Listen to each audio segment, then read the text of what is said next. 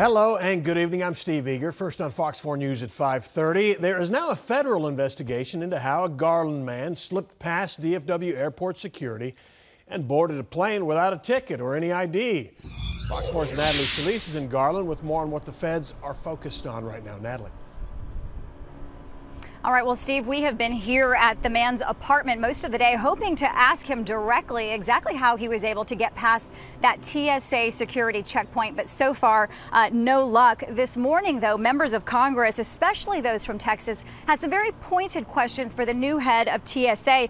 They want to know how such a major lapse in security could happen at one of the nation's busiest airports. Vice Admiral Peter Neffinger in the hot seat during today's Homeland Security Committee meeting. One of his first orders of business, getting to the bottom of how 25-year-old Demarius Cockerham of Garland was not only able to leave his car unattended curbside at Terminal D Sunday afternoon, but got past a TSA checkpoint and ran on board an American Airlines flight bound for Guatemala City, all without a plane ticket or identification. Myself being from Texas, we would like a report from the TSA on this incident. It's very disturbing.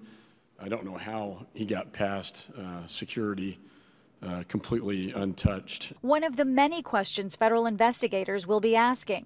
According to the police report from Cockerham's arrest, when asked how he got through, he simply said, "I walked." According to the police report, it was only after the police were called and the individual left the plane that TSA's security became aware of the incident. Congressman John Ratcliffe, whose district includes Rockwall, also asked if Neffinger thought the root of the security breach was specific to DFW.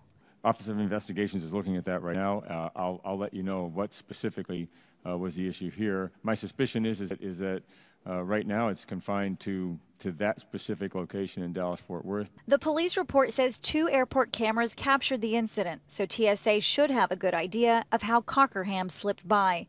They're not releasing that video.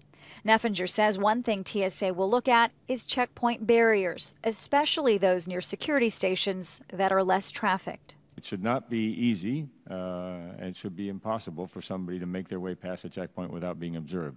And certainly should not be possible to get past a checkpoint to the point of getting on an aircraft without having known about it. Well, Neffinger didn't have a lot of answers, or at least specific answers, about how this breach happened. And he said that's because this investigation is ongoing. But he did say that he'd share those results with the Homeland Security Committee as soon as the report is finished. And right now it is unclear when that will be. Steve?